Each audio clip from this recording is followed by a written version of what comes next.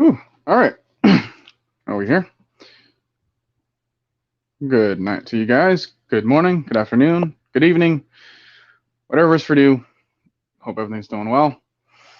For the people that are just tuning in right now, welcome, welcome. I got something to show you guys before we really begin here.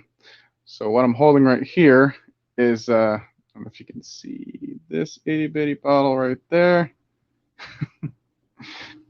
It's a chocolate flavored, or it's a chocolate candy, but inside of it has cognac in it. So got this big old box over here, thanks to my aunt, and I just decided to show that off. Just a motivator. How's it going? Actually, just talking to you. Um, so, welcome, welcome. All right. So, this offensive line. I wanted to take a closer look at what is actually going on. So, before we get over here, Dirty Birdie, how's it going? Nice to know that. Appreciate you. Got a lot of things going on in the works right now. I'm trying to get to what I want to show you guys. And boom. All right. So, if you guys can recognize this play, I had to do a lot of like mapping and whatnot. Tony Wright, how's it going? Floyd Donnelly. Yeah, we're gonna get into that. So for those that haven't taken a look at my article that I put out yesterday, um, I go into a little bit more detail and I give you guys 15 plays as samples to figure out, okay, well, what's going on with the offensive line. I showed some good plays and I showed some, well, mostly bad plays because that's all that we kind of saw. This one that you're seeing on the screen right now is one of the good plays. This was the 39-yard run that Cordell Patterson had. If I just take this off right here for a second. There we go. So I labeled everyone. So like on the left was OZ, in the slot was Russell Gage. There was Kyle Pitts in motion. I forgot to put his initials there. Tajay Sharp was the outside receiver on the right. So Pitts was in motion. And then what I really wanted to see was what was the responsibility for the offensive line here. What I noticed is that Jake Matthews didn't really block anyone on this play, but he actually didn't really have to, because if you noticed, Matt Hennessy, he negated blocking Vita Vea, who was right there, and then moved it up into the second level instantly.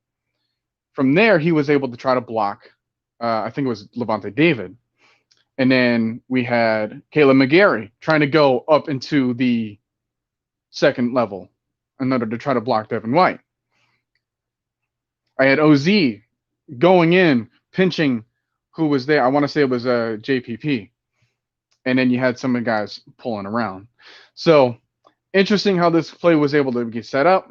I also labeled, the defensive assignments, well, at least where the people were when the play was happening, just to see, okay, well, this is where everyone was lined up before the play actually happened and all that good stuff there. So as you can, you can kind of see where everyone's responsibilities are, and where we were good at, is when we had some of our guys that we trust a lot less go up into the second level so that they don't have to get overpowered by the people that they really can't block. Moving on to the next play after that was the Mike Davis touchdown for 17 yards. Keith Smith leading the way. Olamide Zaccheaus had a fantastic block going upfield. So I thought, that definitely needs to be seen. Kyle Pitts was on the other side. You had Lee Smith, again, instantly getting into the second level. Hennessy did the same thing. Keith Smith, once again, making sure that everyone else is taken care of. And then that just provided a really good lane for Mike Davis. It's about where it kind of ends with the good. As far as like the passing plays. I mean, there's one good passing play that I wanted to share, but I don't believe this one was it. I got to the point where I couldn't really tell what the assignments were. So like OZ, I only saw so much of his route to really decipher. I think it was a bench concept where it was like we're just deep outs on both sides, but I don't fully know. I do know that Russell Gage was in the slot at first, motioned out, had his rollout. Kyle Pitts actually didn't have really much else to do except just run a flat, for like a check down. But he did like make sure that everyone else was taken care of so that there's no like extra edge pressure. Like Davis had just a normal pass block assignment and all that good stuff. The next one that I want to show you guys. All right, so this was the second quarter. It was on a 3rd and 10. Russell Gage had a deep post route. Getting a lot of messages right now. There we go. All right. So again, deep verts on the outside, Tajay Sharp and OZ. But let's take a look at the pass rush assignments there. This one was significant for me because Jalen Mayfield had nothing to do. So as you can see, there was like, I want to say Shaq Barrett went around, looped around to Jake Matthews' side, and then I want to say it was Joe Tryon-Shoyinka that played inside and then just attacked the right shoulder of the center. They were trying to set up a stunt, but I don't think that the actual guy that was doing the stunt got off his block thanks to Chris Lindstrom. So what I noticed is that when you single out an offensive lineman, he doesn't have a whole lot that he can do. Now you can try to look for another block, and that's what he ends up doing, but who does he help? Well, he mostly helps out Jake Matthews. And I was trying to figure out why. Because, like, it's Jake Matthews, and, there's not a whole lot of problems with him, that we can't say about any other left tackle at this point. And you would think that you could provide the help on the right side that had 3 other guys in order to help out. But he just kind of stood there waiting for another rusher, but then again, he wasn't because he was already trying to look for another assignment to do. So I think it was the impatience of Mayfield that really stood out to me here because it almost provided a sack for the Tampa Bay. But Matt escaped the pocket, threw the post to Russell Gage, and then we got this 3rd down. This play was 4:54 in the second quarter. It was a 1st and 10. Honestly, this is where Ryan gets sacked here. But yeah, now you can see they actually did pull off the stunt. And they also had a linebacker blitz. Now, it doesn't really help to know that, like, you had Parker Hesse and Tajay Sharp and Cordell Patterson not really having a route to do. As like at that point, it didn't really matter who else was there because he just couldn't provide.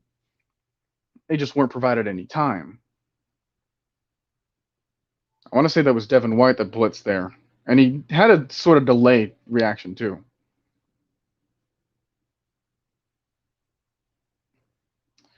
This one on the 3rd and 14, this play did not happen, according to like the play, because it was like a defensive holding, I want to say, in Jamel Dean or whatever, but This one was, 3rd and 14. You got to get to the first down, but this is the play concept. I drew squiggly lines on Russell Gage because he could not get off of the corner. He was struggling to get open right there, so I didn't even know what his route ended up being because he didn't have enough time in order to make the throw. I do know that Mike Davis had a great chip block there. But that was about it. I mean, as you can tell, who do you try to make the throw to? Kyle Pitts? Well, he's got like 3-4 different guys in order to look out for on his route because no one's really paying much attention to Russell Gage, which is why he was able to get off, or go off at least. Tajay Sharp, he's not going to draw any attention. Cordell Patterson should draw attention, but why have this route for him? Why place him there in order to try to create separation for Kyle Pitts? But I don't know. It was just weird. And then I want to say this might be the last one that I have because we had some other stuff before. I only got to this is the last play that I was able to get to. 1 minute left, 3rd and 6. There was another sack. They had another stunt here too. Cordell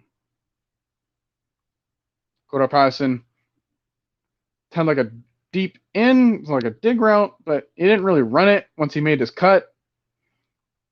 Tajay Sharp had the corner route, got inside leverage. Kyle Pitts was being interfered with. I don't know if I forgot to write a defender there. I think I got everyone. But yeah, another delayed blitz stunt that just ended up working out because our offensive line was just too impatient. Had Chris Lindstrom just stayed there, he would have been able to block Devin White. But because he was trying to look for something else to do before he waited for a block to have and or just any assignment to have, it didn't really work out for him. So those are like the 6 plays that I was able to find at that point. If I go back to what maybe some of y'all are saying.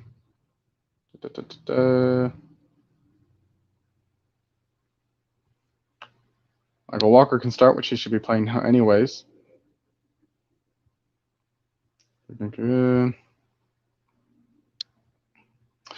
Yeah, I just wanted to make a mention that we were doing well here because the people that we might not trust in order to block the heavier guys, they're getting up to the second level in order to take care of the easier assignments. Is that going to be sustainable moving forward? I don't know. But it was interesting to see how it worked well here. I'm sure there's a team willing to pony up a second for Jones. Okay. No, Russell Gage working like he's Julio Jones. He's certainly not getting any of the attention there. But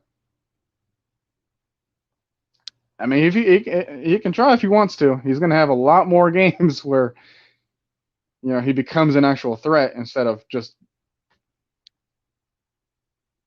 like a dump off guy.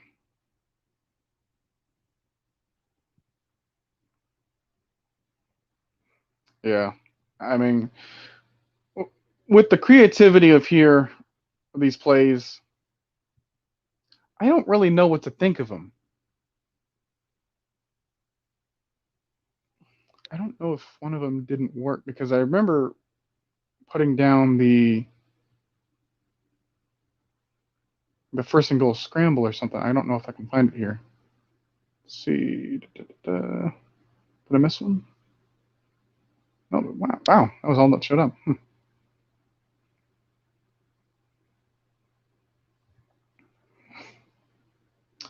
Okay. Yeah. All right. We back. Just gotta here. All right, Tony Wright saying with the 2022 draft coming up after the offseason trades and the picks from the Julio Jones trade this season, the Falcons now have a first round pick, 3 seconds, 2/3, 2/4, their 5th, 2 6, and their 7th. That'd be 1, 2, 3, 4, 5, 6, 7, 8, 9, 10, 11, 12 draft picks.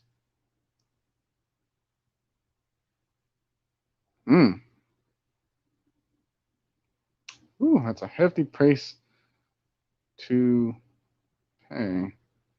So I'm trying to look at a lot of things here.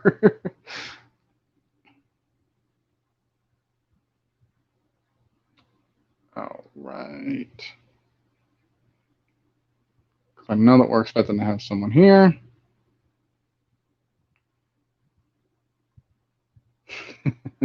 All right, so we got Carolina coming up. And I'm pretty sure Cam's still going to be the starter. They had their bye week just now, which would be a perfect time for that. Hello. Hello. What's going on? Joining you on this podcast night. Miss Maggie T is actually up. It's a rare occurrence. Yeah, quite a few people are up. It just feels like that type of night tonight. What's up, Mr. Motivator Floyd? How y'all doing out there? Everybody brings up, do you think we can keep Cordero Patterson? I mean, he wants to be here. I mean, he literally tweeted that out. But he also made it clear that that's his agent to really answer that for him. Of course. And with this new regime, right now, these are not their guys. I can tell you that. These are not Arthur Smith guys. Let's just be real. We can only use what we got. I feel like we're going to have a lot of surprises and a lot of disappointments coming off in this offseason. Noah, you should be our next head coach. We'll just start GoFundMe. No. Don't spread that around. What's up, Bubba Gump? How you doing? How you doing? Not want to be like roasted on Facebook by all the fake Falcons fans. He does not have time for that. I couldn't care less. Yeah. I don't know if you're ready for that targeting, because I can't protect you, that much, You got to fight those own battles. You got to be like Arthur Smith and give them cutthroat answers. It's like, nope. Yep. Is Calvin Ridley coming back? Don't ask me that question. I don't know. Next question.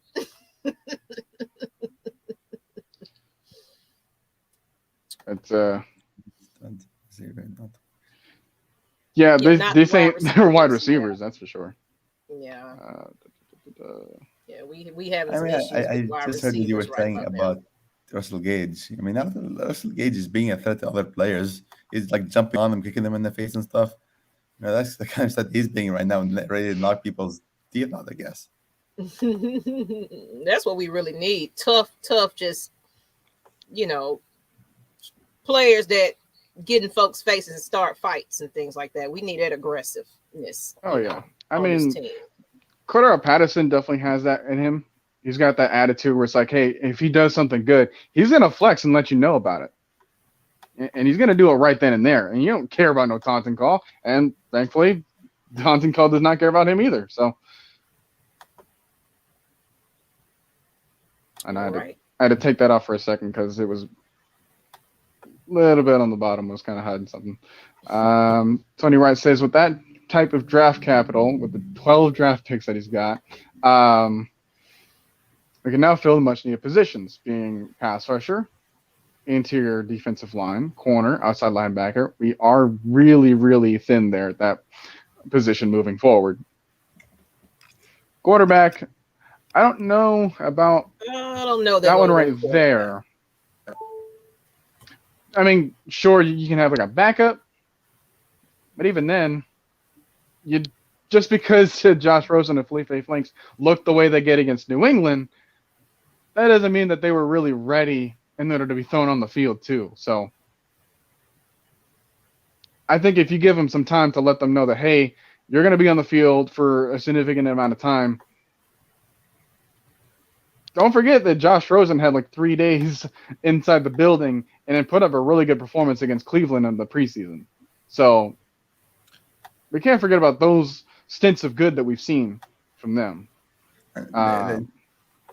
Also, to one thing I did see Tony said, suggesting trading Deion Jones. Now, I don't think I don't think we're ready for that cap hit to trade Deion Jones, because I think it's like 20 something mil if we trade him, unless of course other team picks up the cap hit. But something has to be done about that too. Yeah. And I think Mike said something in one of his videos. Who was it? Oliver. I think that's who he was mentioning. As far as if y'all check that video out, he did 3 teammates that we need to pay close attention to as far as what we're gonna do with Mike Davis, Oliver, and I forgot the first person. Oh, he said Matt Ryan, but we already know that situation. But I think it was Oliver and Mike Davis was the 2 that, of course, we got to kind of look at what's going to happen with their contracts and everything by off season. Right. Interesting. What about Jake Matthews? I thought we would talk about that too. Mm-hmm. Yeah, he's an interesting dilemma there, because he's like just getting paid enough in order to be considered like a high value at that position, but then like the team doesn't want to keep him and they want to try to get someone else there. But what I've noticed, this is something else that I brought up in the article, when you have a swapping of centers, it dictates the timing of the rest of the offensive line, obviously. Yeah. Jake Matthews for a long time has been used to Alex Mack. Yeah. Going from Alex Mack to Matt Hennessy and Drew Dahlman in one game, which he's only done twice since he did it last week against Jacksonville, that is just a practice problem right there. That's why he had like 2 false starts. One of them was with Drew Dahlman. The other one was with Matt Hennessy at the center. Yeah. I think that, you take care of those positions later on with more time, more chemistry, more development there.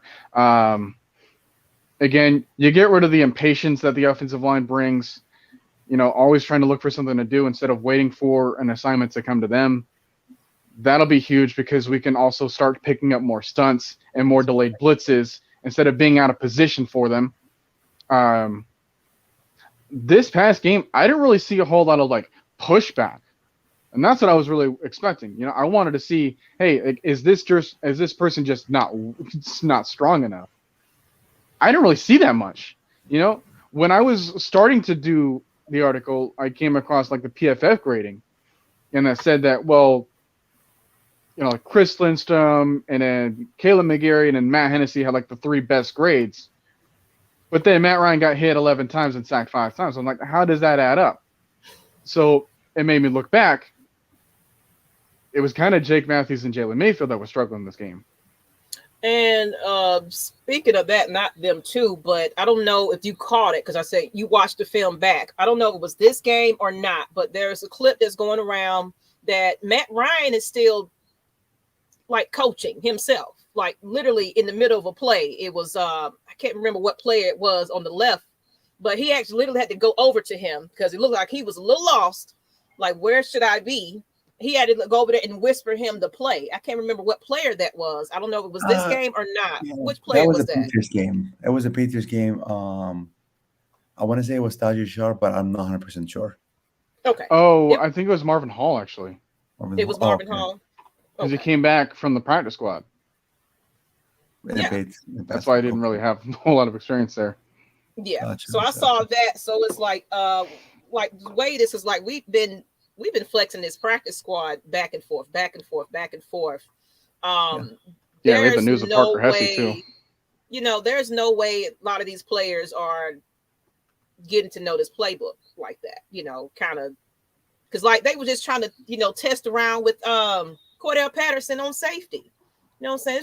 It's just a lot going on with an inexperienced coach right about now that is testing things out for the first time as the head honcho of things. He's normally behind someone, getting experience. Right now, you're kind of seeing that Arthur Smith has a little inexperience right about now. So, of course, it's the first year, of course. So you can take it how you want it in the first year of his first head coaching job, And when we grade players, we don't really put a whole lot of emphasis on just their rookie year when considering their entire career. Yeah. That's kind of like, we'll just like wash it off, leave it be, and then we'll just like look at the rest of the body work that they provided. And Mr. Motivator, you want Goldberg in Atlanta. So I tell you where to find him. Go to Manu's Madhouse over in Smyrna and ask for him. He's actually shows up there. He trains with Manu. Go and ask Goldberg personally to show up, I would say. Oh, and it's Maggie drop out. Hey, you're not getting it. you are not getting it. I am far from qualified. All right.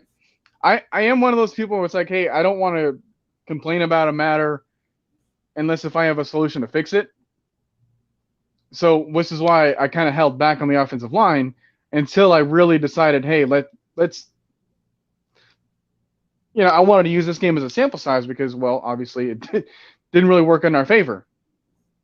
But it's not what I had in mind. I was expecting some more of like, oh, well, this guy just gets pushed back tremendously, and he's like, he doesn't know what he's doing and all that kind of stuff. No, didn't really happen here. And this would have been like statistically one of those games to try to talk down on these guys. But I'm like, no, like they've had some protection go well for them. Mike Davis provides some really good chip blocks. I think that they just like shift a few things around. They'll be a lot better, a lot faster. Instead of just saying like, well, hey, let's replace this dude, and then you start the cycle of learning all over again.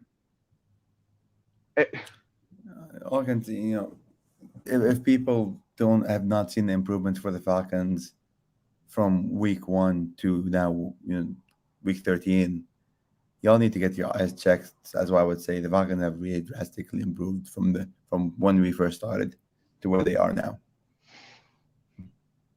Everyone on the team.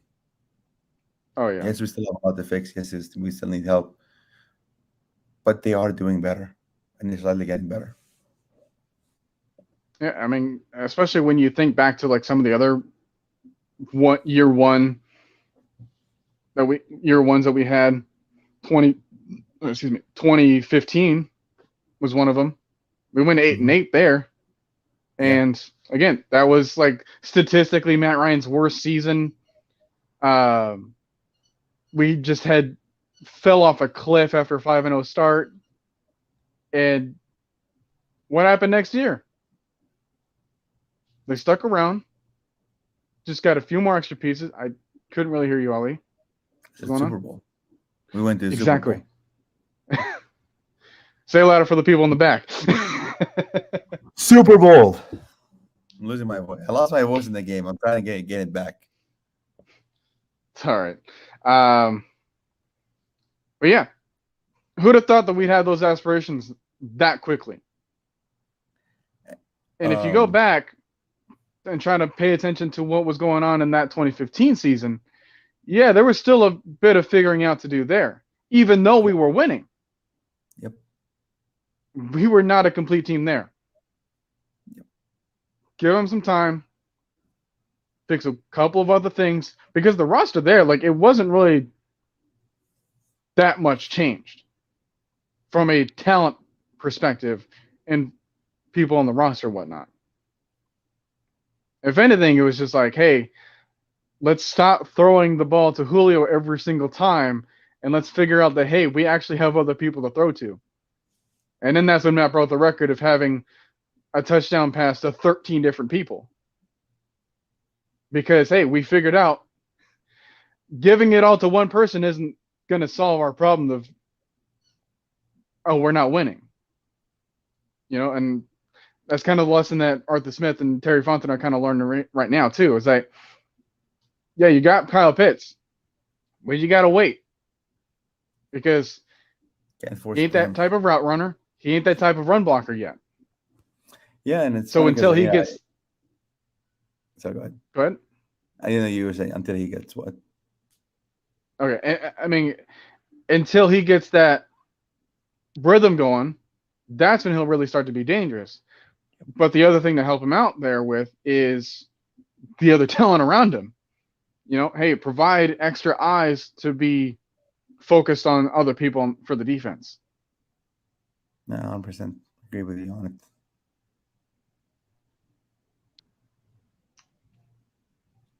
I saw this picture that was going on. You know, I'm Cordell Patterson, and this is Atlanta Falcons. It was shared on the Facebook page. Another good one would have been is I'm Kyle Pitts, and these are all the people covering me.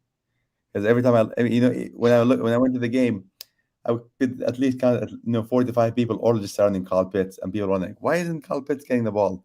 Oh, Kyle Pitts is a bust. He's not getting." I'm like, because there are like 5 people around him. Like, good luck trying to find. If you're like standing on the game and just looking directly down the field, you can't see where Kyle Pitts is. I mean, maybe just by the head of his helmet, but even then, you're not 100% sure because there's a whole wall around him of people. Yeah, and he's tall too. So it's like, how do you not find him on the field? Well, I mean, even though he's tall, I mean, but you can tell his helmet everywhere. But do you want to risk passing the ball to some person that's surrounded by 5 people? Or covered by 5 different people. That's what Kyle Pitts is dealing with pretty much every game. Which is allowing more receivers to be open, which is good. But at the same time, I mean, that's why he's not getting the ball. Mm-hmm.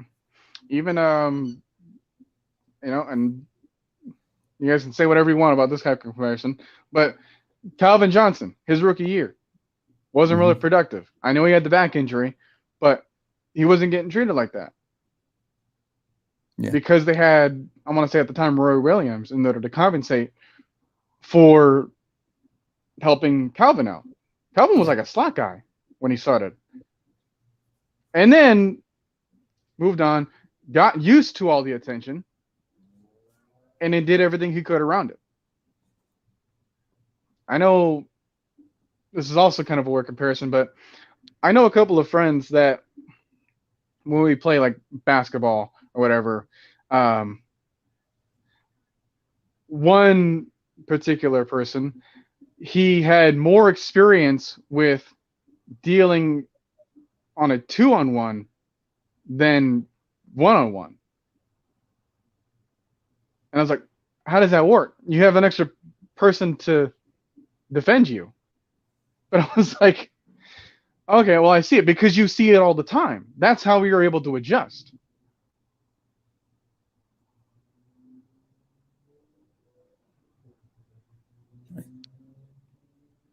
So, yeah, he needs someone who can, garner that attention. Anthony Wiggins, how's it going? Let me say the word. I would jump on the field. Just let me say the word, Mr. Motivator. I was right there. Not saying when I catch it, I'm just gonna say, I'll just jump the field, and y'all can roast me later. All right, Evan Thompson, trying to use all the capacity he can muster in the word count. It says they will probably resign Oliver. He's a very good player before he got hurt this year, and he really won't have filled that nickel spot since. He'll be cheaper too because of the injury and small sample size.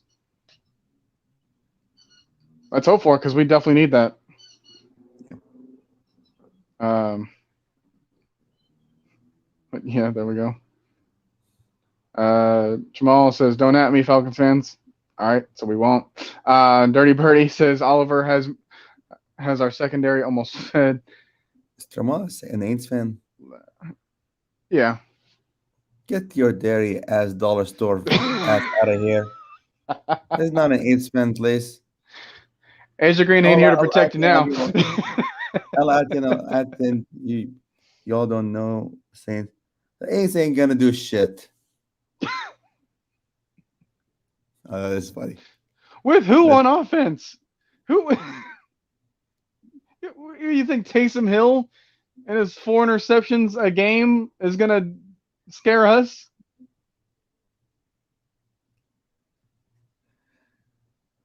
What did you He's got did you to put work that there? within their stadium first. Oh, I said I didn't bring this up, I don't but know how this is this a happened. that's a funny meme though. Yeah, what did it say? We have cut every Oh. every guy on the line, not named Lindstrom and Matthews, are at the point to be named center moving forward. That's hilarious. Uh, All right, y'all in the chat, do me a favor to roast his ass. I mean, I want all of y'all roasting that Molly Miles Gallup's ass in here. but yeah, I so I recently joined the Discord. I did that last Friday. It's great experience so far. One thing I will say though is I had a conversation with the people there about, hey, like what should we try to target first in the first round? Mm-hmm. Quick thinking, I said, well, I think wide receiver would help us. But here's the thing: I don't know much about the draft class that's going on, and obviously we have a bunch of other holes to fill too. But the reason as to why I went with wide receiver right away was because if you provide Matt Ryan just 2 seconds, just 2 seconds, please fix your issues there. Like I said, don't be so impatient. Just focus on your assignments. Don't try to do too much. You don't get pushed back a whole lot. So just take care of your job. That's all you had to do. And then we'll be a much more cohesive unit there. Everyone's young too. It's like, yes, but people forget that we have a they really got a young lot team. they got a lot of time in order to develop being around each other. The thing is, people associate, and people don't understand this, is that Matt Ryan, they think because he's the face of the team now, and he's got some age on him, so people just automatically associate in their head, oh, the Falcons an old team. That's what everyone like rebuild. But people forget that everyone else is like in their 20s. Like I can't think of one other player even in his 30s there. I mean, Jake Matthews is like 28. I mean, Cordell Patterson's 30, but in terms of being here, this is his first year here. Yep. All of our receivers, they haven't been here longer than like 3 years. And I mean, everyone's still it's a very young team, and there's people just need to remember that. So, and then you got a couple of people on defense that, like Stephen Means and Tyler Davison, they have like an age to them, but then they also have like 0 stats to back up the reason for being on the field.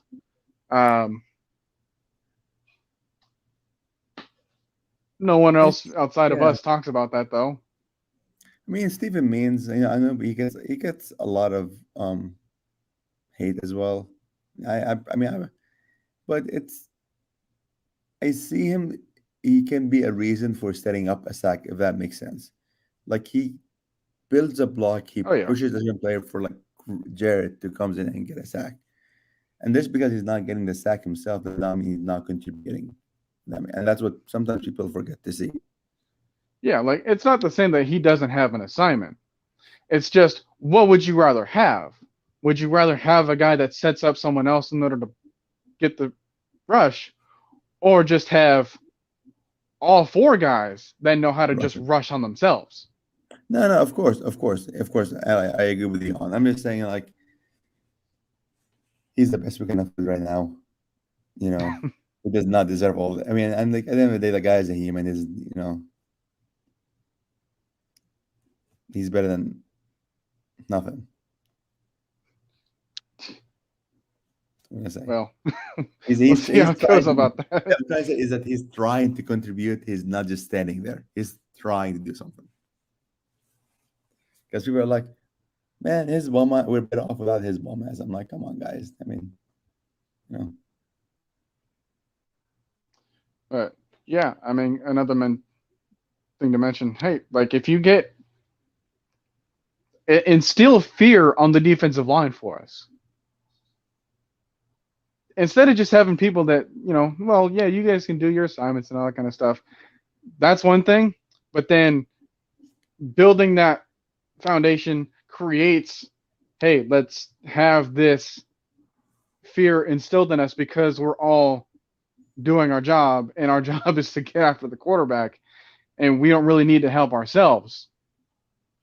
Like having one person basically be a block for someone else, it's a bit difficult to understand that from a casual fan's perspective. But it's just like having a screenplay for basketball. It's like, hey, like you're all 5 people, you're all running around. Just because one person's goal is to stand there, it's for the betterment of the other person that has the ball in order to get up the court. Right. So I did up here, and but we don't really want to think about that apparently. So yeah. And Molly Mal, your ass expired like 2 years ago. Get out of here. Let me stay on my ass. One speaking of bang engagement, I do want to bring this up real quick. No, and I'm sorry to interrupt, but quick question to everyone in the chat: how many of y'all have been attending the games? If y'all can say you have or you haven't been, or just say yes or no. No. My game's coming up, so. Well, no, I attended open house, open practice, but I haven't been to an actual game this year. Would like to go though. There is a lot of so I guess no one's replying. So am I the only one going to the games? Oh wow. Man, it's hard. Y'all gotta come to the games. I mean, there's a lot about it. There's a lot of fun about it. There's a lot of cool fan engagements. And I'll tell y'all a funny story I had with awesome. One other person. Great. Living Adrian AJ. Next time say hi to me at the game. I'll be always in the 34 GA section. Yeah, we got season tickets holders, and we got people that do attend the games. It's a lot of Mr. Motivator, he went to a game. Yeah, there's a few people that've been to the games and everything that show out. I'm at every game, just so y'all know. And hope we can get more people to come. I mean, even though we lost, and I was there, I remember the Eagles game. Even though we lost it, I had one fan interaction with the Eagles fan there. I mean, he walked out and he was like, "Is that an eagle over there?" And he was pointing out our Falcons. I'm like, someone failed biology because that's definitely a Falcon. Y'all need to take your ass back over there. So I mean, we're still, even though we lost, we're still roasting their fans. When we were playing the Buccaneers on halftime, some people were shouting in the food halls like what they were saying, like Tampa Bay go Buccaneers, or something like that. And then I saw like, no, too legit to quit. Rise up Falcons. And this guy, what he does is he pulls up this like ring, like a Super Bowl ring. And I was like, get your dollar store plastic ass ring out of here, or it's gonna go somewhere else you're not gonna like at all. Because I will put that ring over there. And that guy walked away. But I mean, there are fans, and if you all want that too legit to quit attitude back, you want that unapologetic attitude back, then it's up to us fans to push for that, to push that in other fans' faces, because that's one thing I'm trying to push back for. And what kind of fan are you? Are you the kind of fan that's going on Facebook and saying and trashing the players? And keep in mind that the players are actually reading those comments. I know recently they had one of my comments liked by Keith Smith, or fullback, just as a proof that did they pay attention to what's going on? Yeah.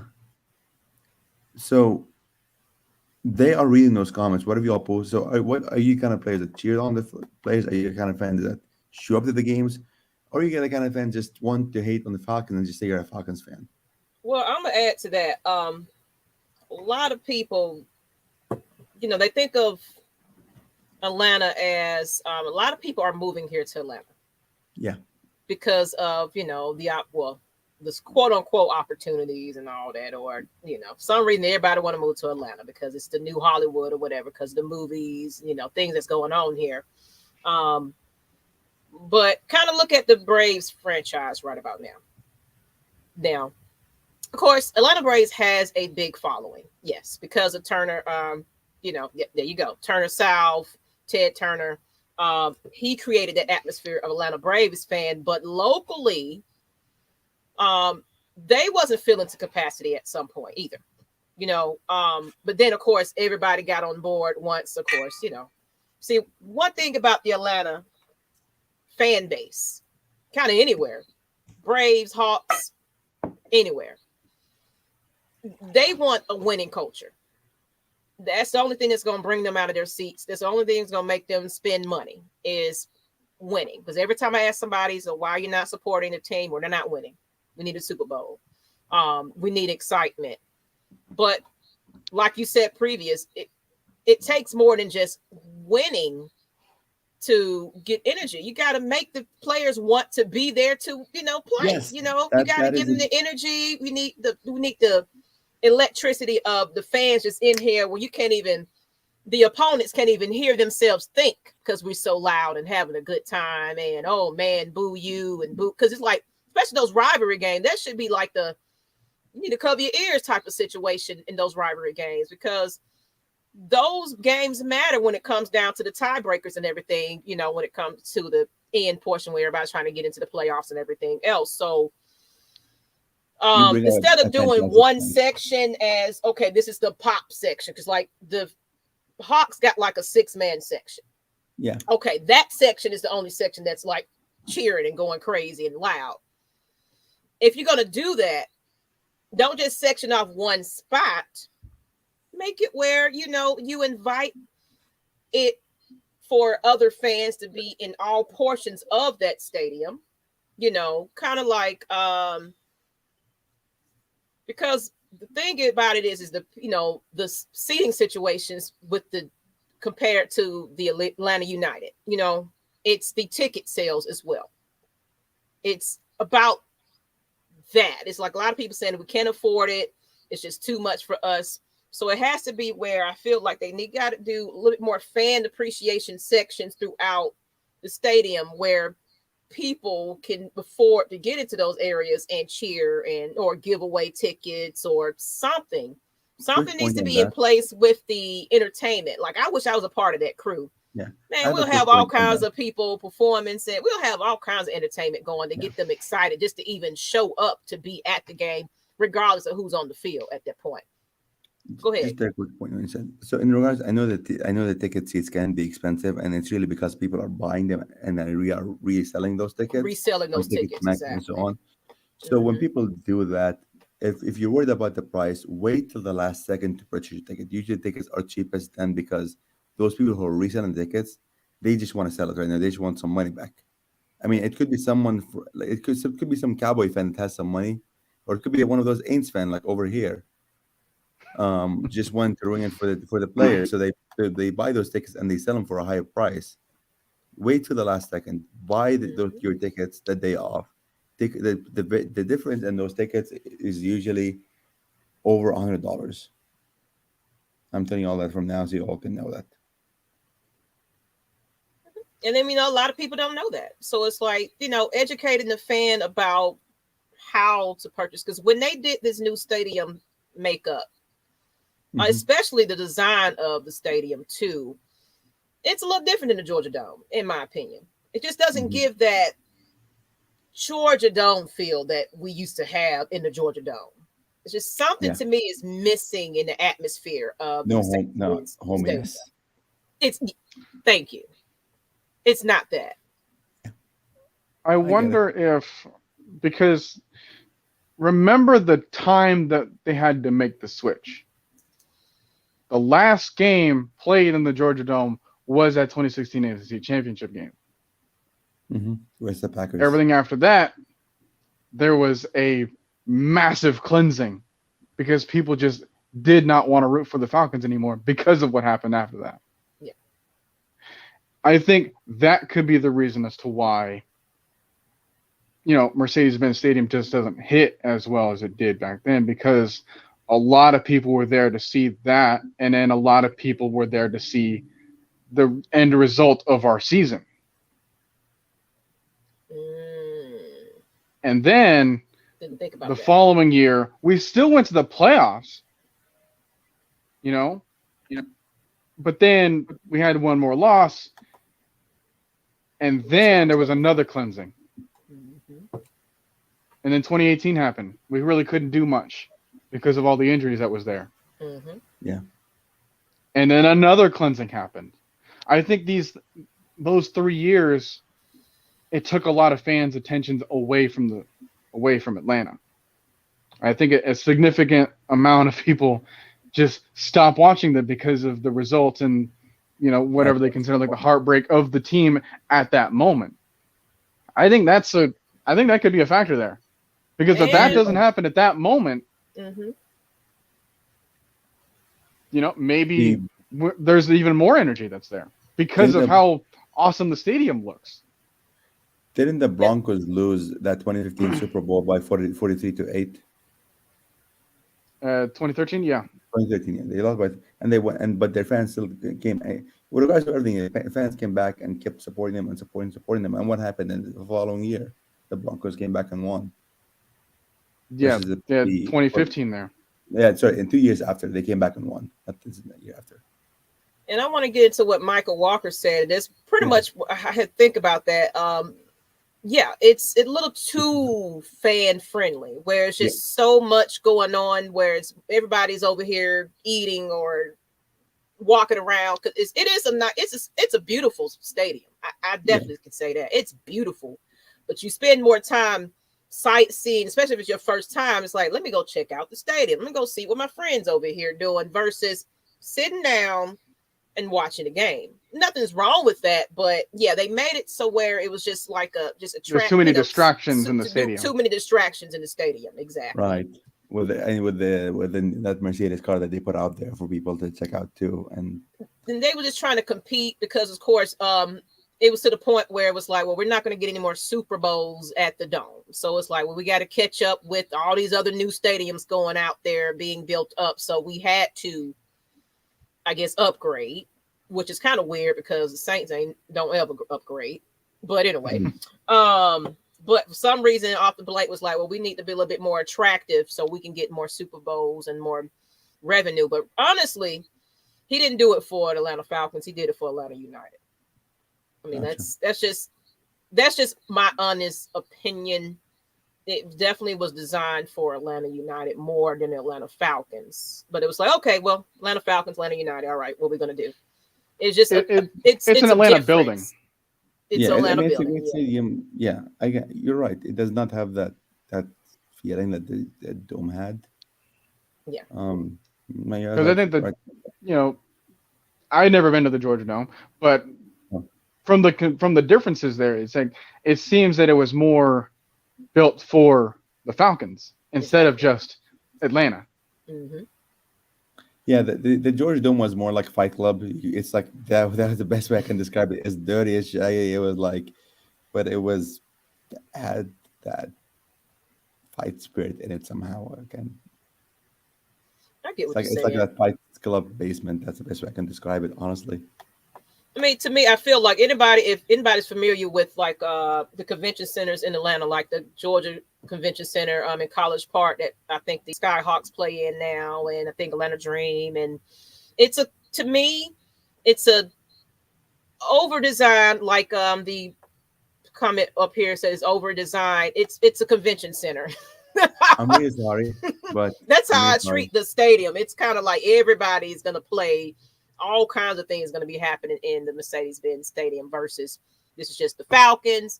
At one point, even before the Georgia Dome, when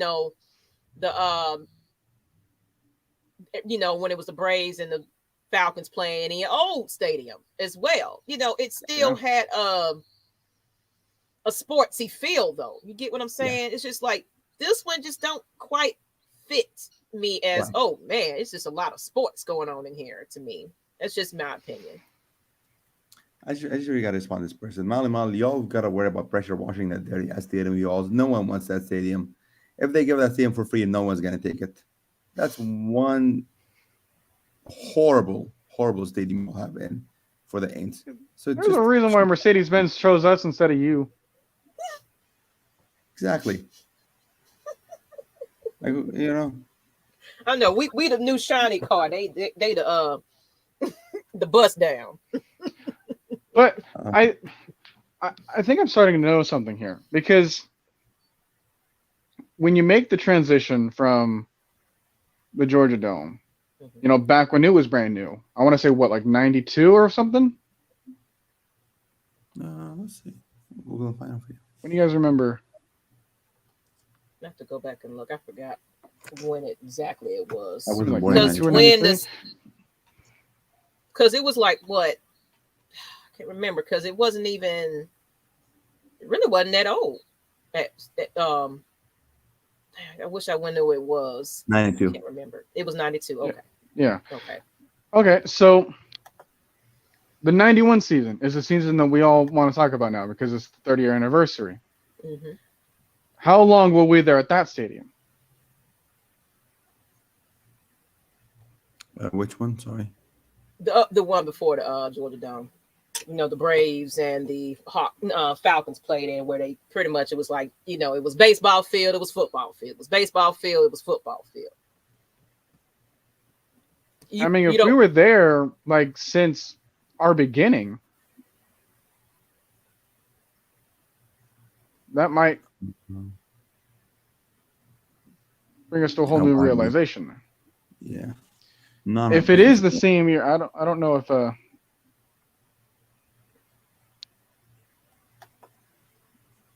don't know if it's like the same year, but let's see. I don't know what's my screen is doing. I don't even know what I did yet, Floyd. It's one thing that I will say. I see there's like a significant amount of time that passes until there's like the next generation of Falcons fans. And that, like, the next generation or like the next environment brings a whole different feel to it. Yeah. In the Georgia Dome, we benefited from, you know, doing the Dirty Bird dance and all that. In the early 90s, we benefited from the Too Legit to Quit era. Now we don't really have much of an era. Yeah, well, we had that M Brotherhood a while in 2016, but you know that's gone now out the window.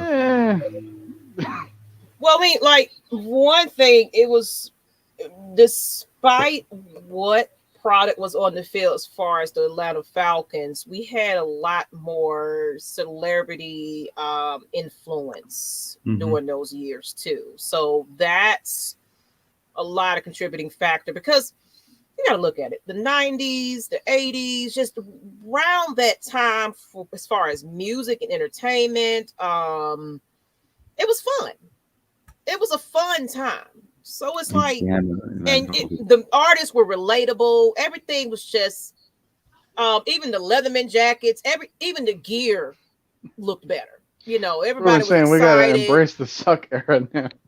You know, it was more people enjoyed the culture of Atlanta Falcons. You know, even if you wasn't a Falcon fan, it was back at the time when people would wear all types of merchandise because of just how cool it looked, because you want to match it with your shoes, with your hat, with your, you know what I'm saying? It was a fun time. So those coats look good. Everything just, you had a little bit more pride about yourself when you put on that Falcons logo. In my, you know, even though we might have didn't go to the Super Bowl, but it was just, it was fun. It was fun. You know, yeah.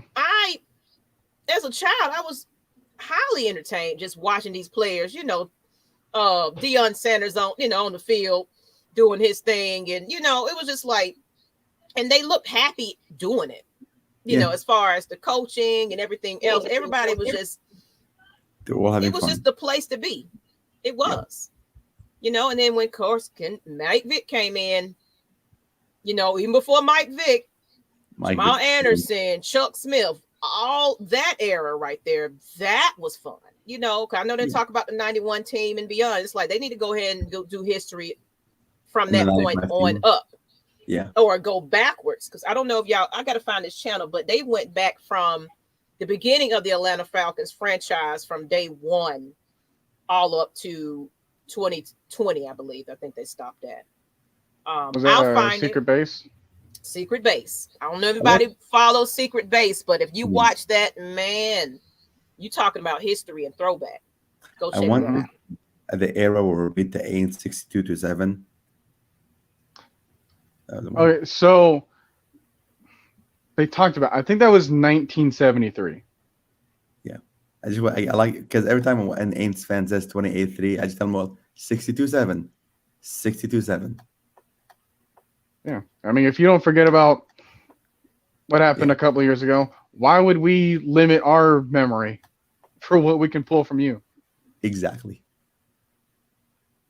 So again, we still lead all time in the rivalry. Yep. I love roasting Aints fans. Sorry, it's one of my favorite things to do. Getting some of these comments. Y'all can't beat us bad like that anymore. Oh, y'all can't beat us anymore either. Period. Yeah. My thing is, right now, the South, we can't say shit else. Excuse my language. I ain't mean to cuss, but I'm trying to calm it down. But right now, we all can't do nothing as long as Tom Brady over there getting pacified in the South. Like, he's human though. Everybody got issues with quarterbacks. Everybody got issues with they organization. For y'all to be like, I ain't talking not a lot of crap to the Saints or Panthers fans this year because it's like, no, we can't even clean our own porch. You know, we need to fix our situation before I can talk some shit. I don't care if they ain't or crowned kings of NFL. I'm still roast their asses. Oh yeah, I'm still roast them, but they ain't got no kind of leg to stand on to be talking about it to anybody. Mm-hmm. Who I mean, you mentioned Tom Brady. I remember there was like a mic'd up clip from when they were playing Indy. There was a mic'd up clip from Darius Leonard, their star linebacker. In that clip, he had a good play, but then he was like walking up beyond the backfield. He had to like say excuse me to Tom Brady and then wanted to continue celebrating. And then after that, like when he was on the bench, he's like, no, I couldn't do it. I couldn't do it because that was Tom. I respect him too much. That's your problem. That's why you lost. Because you're too busy respecting the guy instead of actually trying to beat him. That's what I'm saying. Slap him in the face. Marlon Davidson had that attitude where it's like, hey, if I'm going to do good against anybody, it better be the guy where everyone wants to consider the GOAT. That's the GOAT. First sack, first you pick six. Sack the GOAT. Like you want him to look like Matt Ryan on the ground. If you're going to do good against anyone, hey, sharpen yourself against who you consider to be the best. And if he's at the top, forget your feelings. All right? Yeah. Just do your job against him. Yep. That's how you stop him instead of too busy respecting him. Yep. My gosh. Like you're Darius Leonard. You're supposed to be like an all-pro, Pro Bowl, one of the best linebackers in the AFC, and yet you don't even have like your own reputation to consider. You just removed your dignity and try to be a fanboy. You had something good going for you. And then all of a sudden you couldn't stop him after you said that. Gee, I wonder why. Raheem Morris. It was as far as I forgot what the quote it was, but he said something about he wasn't ready for this, or he wasn't. It was some comment he made that was just like, "Are you serious? You got to get aggressive. You need to be mean. You need to be mad. You know, it's just we have a soft culture in the Atlanta Falcons. I wish man. I mean, Ryan Jensen. That's why I really would love Ryan Jensen and the Falcons because he brings that fire. And I know he's expensive, but he brings that fiery attitude like he's about to light some people on fire. That's why I like. I mean, he's like the way he just talks shit to the like. He's Ryan Jensen is He not there was just to be that a way player. before Brady was there too. Exactly. He's there to start fights, and like, man, I want someone in the Falcons like that. Like if someone was to sack whatever, it doesn't matter if the quarterback was Tom Brady or whoever. If someone's tried to sack anyone Ryan Jensen's protecting, Ryan Jensen is about to like body slam that motherfucker like a paper towel or something. I don't know. Well, what is going to Yeah. end up happening is because these, like I said, these are not Dean Pease men for one thing.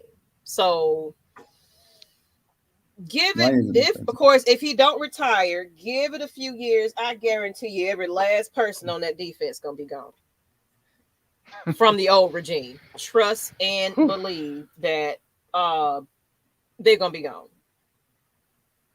He's gonna bring in a little bit more aggressive men because right now nobody's scared of the Atlanta Falcons and haven't been for quite some time. And that's what we need to change, you know. But Yeah. again, if something good were to happen on the field, who the heck's going to be there at the stadium in order to see it? We got to bring that attitude. I mean, I'm there. Shit. Many people with me. Exactly. So it's like we need more of Ali's in the crowd. Yeah. We need more people saying that, hey, like we need to believe in the team.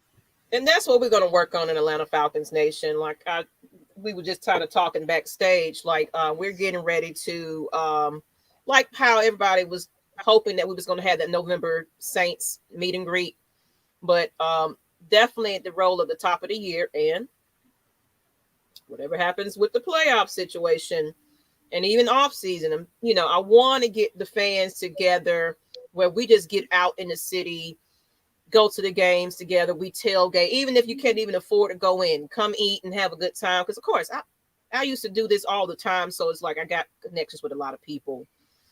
So we're gonna have a great time. You know what I'm saying? So I want to definitely get back to just people having fun. And another thing too, this COVID situation kind of changed the game up a little bit too.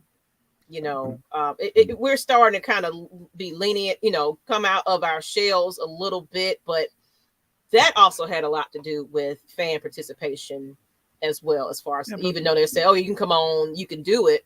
It's fine. Take your COVID shots. But some people still, I refuse. I'm about that life. And just some people are still terrified. Some people are still not being social and things like that. It's a lot of people I know is like, well, I'm still not doing this because of COVID. But you don't see that with the Bills, for example. The Bills fans are still showing up. Yeah. So, you know, I mean, I can't try to blame on COVID, but that's not really, you know.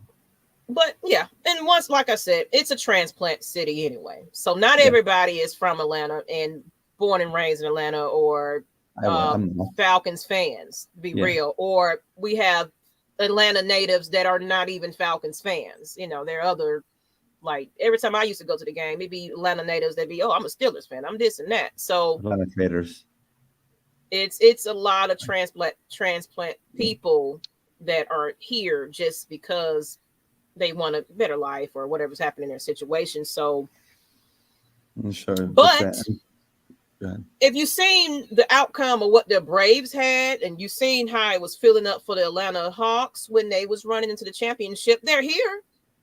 We know they're there. We just need to bring them out. So it's like they got to get somebody on PR teams too, because they're doing a hell of a job with the Atlanta Hawks organization as far as advertising, entertaining, and getting you in here. They be having all kinds of performers, and you know they just make a big deal. You know, so it's like you don't really hear about what's going on a lot with the Falcons, other than they might do some in Atlantic Station, they might do a couple of things around the city, but it just needs to be this grand type of thing where we're just getting advertisements everywhere. It used to be MARTA buses designed with MARTA, with Falcons things. You can go anywhere and find Falcons stuff. They only got a couple of stores you can kind of grab a couple of things in, and it's really like compared to, let's say, for instance, the Aints. You go anywhere in the Cowboys area, Cowboys gear. So it's like you can't even come to the city and even know it's a Falcons state. You know what I'm saying? I mean, let's be real about that. It's like it's really not enough effort into getting us excited about liking the Falcons. That's just my opinion. Yeah, and the thing about the South is when the Falcons existed, when they started off, outside of Miami, that was the only other team in the South. So then that's why other places like Tennessee, Alabama, and then the Carolinas, you can still probably see Falcon stuff there because that was the only team that they could all rally around as a group. Yeah. And then they started planting some more teams there, the Titans, the Ants, and Panthers, and all that kind of stuff. And even then, like the Panthers and Jaguars weren't even until '95. So it was still pretty fresh in people's minds to be a Falcons fan over in those areas. And now that they have their own team that are to latch onto over there, that's when you're seeing some of these other people from those eras probably move on to other things. Mm-hmm. Now, it can still happen. Like, you can still grow up elsewhere and be a Falcons fan. I'm an example, and I'm sure that there's other people that are examples too. Magnus and Rich from Red Clay Sports on Saturday mornings. They're from New York. Davon, he's from New York. And, there's a couple of other people in the chat that aren't from Atlanta or aren't from Georgia. And yet they know how to be a fan. Yeah. Just because I'm not nearby, that doesn't mean that my passion can be seen elsewhere. Yeah. And that's something that it needs to be brought up more. Yeah. It needs to be brought to more people's attention, especially from the source of the team. Now, they need to when you get that source to fully accept the team, that's when you can successfully branch off. We need whoever the PR for Wendy's on Twitter is. We need that as part of Wendy's. Oh man, I love that. I love the fast food social media people like Wendy's. It'd be Wendy's, Burger King, and a couple of other ones out there. They just a Moon Pie, and they troll each other, and it's fun. It's funny. Yeah. It's entertaining. And that's what we need. That's what we need. Our PR team is just like being very nice. Speaking of this, that picture that you gave us, I put it in the chat. The banners. Oh. Yeah. So I'm like, this is a perfect example of what you mean. Let me put it up there, so we can have that conversation about that. We just need to be. This is hilarious. Yes. Yeah. Let me take that. Yeah. Now that's funny. Yes. That is funny. We have cut every motherfucker on the old line not named Lindstrom or Matthews off the blank to be named starting center going forward. Hey, at least we know he'll show up on the fourth quarter. And that's the reality of the teams. Like, they won't, honestly, until Matt Ryan's gone, you're not going to fill up the stadium because Matt Ryan is just vanilla, for one thing. He's just cut and dry. Come in, do what he needs to do, and get on. He ain't doing all, he ain't dancing, tap dancing, and come on, yeah, look at me. It's entertaining. I'm happy. And, he ain't doing all that. Of course, we haven't won a Super Bowl. That's another thing.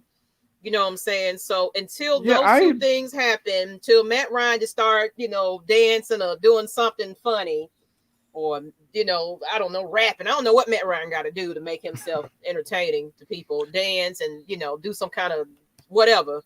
But until Matt Ryan is off the Atlanta Falcons franchise, a lot of these people are just so dead set on, I don't care. If they take the glove off, they take the glove off, man. Not literally, but figuratively, and get him because they cut a lot of his speeches out. If you notice, they don't when it's mic'd up. They don't watch any mic'd up. There's not really a presence of Matt Ryan talking much. Why? Because we all remember Cat fucking set. I mean, that is Matt Ryan. Matt Ryan. That's why guys if he's a potty mouth. In the game, you do actually hear that. You do hear Matt Ryan and actually saying what needs to be said, but the PR team just does not promote that. They don't focus on that, and that's what I'm talking about. It's like we need to see a lot more of what his Matt personality. Ryan truly is, his personality. Because he is a potty mouth. He be in there in their faces like, you go get in here, and cooperate, whatever he be saying and cussing and stuff like that. We need to see a lot more of that type of Matt Ryan for the PR. But they want him to be that white collared, suit and tie type of quarterback. And he's not really like that. I remember a clip from Tony Gonzalez years and years before. It was probably like 2011 or so. But he remembers like a time in practice. Matt Ryan would get in the pocket or, get in the huddle. They had the play. It was like a fourth quarter, like, hey, like you need this kind of play in order to keep the drive moving, or you need this play in order to score. So it's like it was a very clutch situation. Matt Ryan goes in the huddle and he's like, hey, this is the play, and we're gonna effing score. Everyone gets in the huddle, everyone gets their set and their play, they scored. Yeah. All right, like that's the mentality that Matt has. But on another subject, because one thing that was talked about yesterday on the Heavy Hitter Show was comparing Matt Ryan and Tom Brady, right? They make the comparison, say, hey, let's switch the people over and put them to different teams, right? I remember some people saying that, hey, they would root for Tom Brady because of his accolades. But you don't bring the accolades over here to him when you bring him here in the hypothetical switch. Because when you switch him, he's technically wouldn't have done anything for the Falcons. And if you bring Tom Brady over here, here's what's actually going to happen. It's going to be the same problem with Matt Ryan. You know why? Because he's another vanilla, boring dad quarterback that doesn't bring much excitement outside of actually on the field. You can't get him hyped up. If you go over to his mic'd up sessions, they also won't exist because that's not what they want to promote. Yeah, and well, even with Tom Brady, I mean, if you go to the game and you sit close, you can actually hear them talk. You can actually hear from the sidelines and so on. They are not like that at all. They are not that vanilla type kind of quarterbacks that they promote the image for. And that's one other reason people should attend games to actually see. They hear whatever they could hear from the NFL game live, and then they'll hear like the clean PC press conference. Yeah, that he'll have there. But a couple of clips from like his Instagram or whatever social media. That's again, nobody's one person. All right, like. Who you were seeing there is not who they actually are, and actually not who they're trying to be. There's some people on like TV shows or whatever, when they were promoted to the show, like these are like reality TV shows. Like they had to be interesting. And that was the problem, is because like, hey, if you get someone to show their actual selves, they might not be interesting for TV. So then they have to create a persona for them in order to get attention there on a show, as an example. And when you make the comparison of, hey, let's take this person that's won and done all this and move them over here, that's not going to work because of the type of person that they are versus the type of culture that Atlanta's trying to establish. Well, bringing another, what are a lot of other problems that people have had with Matt Ryan? He doesn't fit with the culture of Atlanta. That's their excuse, Atlanta being the predominantly black / multi, / melting pot of a city, having him be the face of it, that's probably what turns other people off, regardless of what he does on the field. And I'm gonna add to that. And it's a point I wanted to make. Let's go back to the days of Roddy White and certain players that pushed envelopes of the staff, the administration, people that kind of spoke up for themselves a little bit more. They surrounded, it was a little bit more fun watching them, what's going to happen with this player? I feel like the culture is the way it is because of Arthur Blank. I'm going to be real about that, because I feel Arthur Blank's image of what a player should be is, of course, suited up, Matt Ryan. Basically, like business presentable. Yeah. So Arthur Blank or Rich McKay, though. You kind of, it was a controversy about what happened to Roddy White. I have my personal opinions about it. Okay. Of course, Takk McKinley is a horrible example, but it's kind of where I'm going with it. It was players that kind of, brought a little controversy to the Atlanta Falcons team. Sometimes controversy is kind of good. Of course, not bad, like where you beating up kids and wives and does domestic violence and stuff like that. But we need that edgy player. We need a couple of more edge, like remember D Block. Yeah. D Block, they in there, they had a whole little thing going. It was exciting. It was like, despite what the season went up at being, but it was just like we were just excited to see the defense get together and just act like they was gonna bust down some people, and and they were consistent with that too. They was consistent with that, so it's like it still comes down to everybody still got to answer to the big man. It's like yes, we got Terry, yes, we got Arthur Smith, but it comes down to Rich, and it comes down to Arthur Smith. Arthur Smith, Arthur Blank. You know what I'm saying? So. You got to get approved from the big boss before you can come over here and hey, I want to be, I want to cut up because I want to make y'all excited, so. Right. That's just my Malik Holmes opinion. Brings up an interesting perspective on it. He's saying, do we think that what happened with Mike Vick changed how he felt about other players? Yes. Moving forward. I think trying to keep more close to the vest when it comes to these matters, he's probably trying to prevent a problem before it happens. Correct. That's where I'm going with it. Basically, it's just like to avoid that situation, he's an older guy, and you got to realize because now Arthur Blank doesn't even I know he got his right mind right now, but he's aging as well. Like from what I'm hearing, he also has his family in these meetings and things like that. When the negotiations was going on with Arthur Smith and Terry, he had his family amongst him. So it's like he's still a businessman, just like he just said. He's not a football guy. So yeah, he doesn't understand. He's trying to advertise the team as a business. Not as a football team should be, guys. Gotcha. And Michael Walker says, hey, that's why he gave Julio that money because he could advertise him once he got to a certain because Julio once he got a certain reputation. Nothing about Julio at all. Other than that he fishes and that he travels. He fishes and he travels and he had to go find his thing in the water because he dropped his ring or something.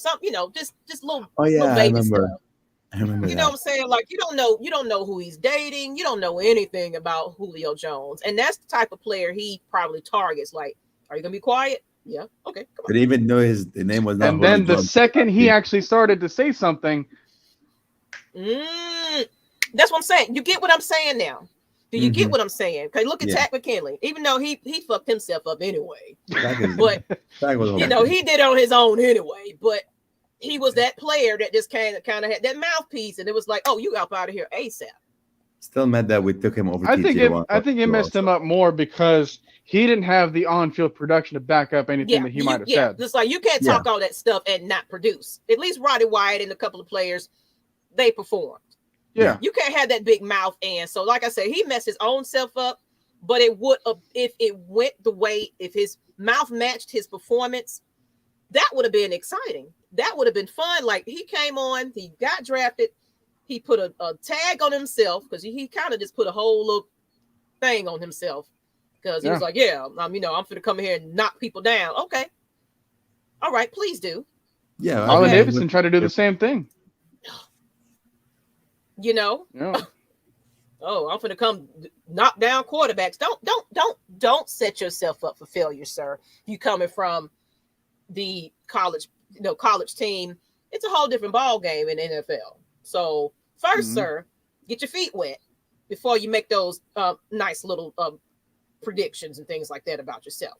You need to get out here and tackle first. Yep. Guess who we didn't hear that stuff from? We didn't hear from Keanu Neal when he got drafted in 2016. We didn't hear from Devon Jones. We didn't hear that kind of stuff. The only drama that was regarding certain people that actually ended up being good for us was Grady Jarrett with his house burning. But like situations like that, where they're quiet. Controversy. Yeah, I want a little. Yeah, we need something. Yeah, I heard about this. I need to be talking. The Falcons. We need to be talking amongst each other. It's like, did you hear what happened? Or what this person? Did you see that Twitter over there? That's what we need. I mean, but what the one thing I like about Arthur Blank though is that he does respond to the fans, and if we fans push like, hey, stop censoring all the censorship stuff, let the players be themselves. Maybe something will change then. Maybe get our voices out somehow. Yeah, I mean, drama invites attention, but what type of drama do we want here? Right, toughness, drama. I don't know. You know what I mean? Like the too legit with drama kind of thing. Yeah, that was good drama. Yeah, you can have that and still have your business be advertisable. Oh yeah, that's exactly what we're saying. The Falcons are boring compared to other teams that we've had the pleasure of experiencing. The Falcons right about now are just a boring team compared to what we've been in the past. Yeah, unfortunately.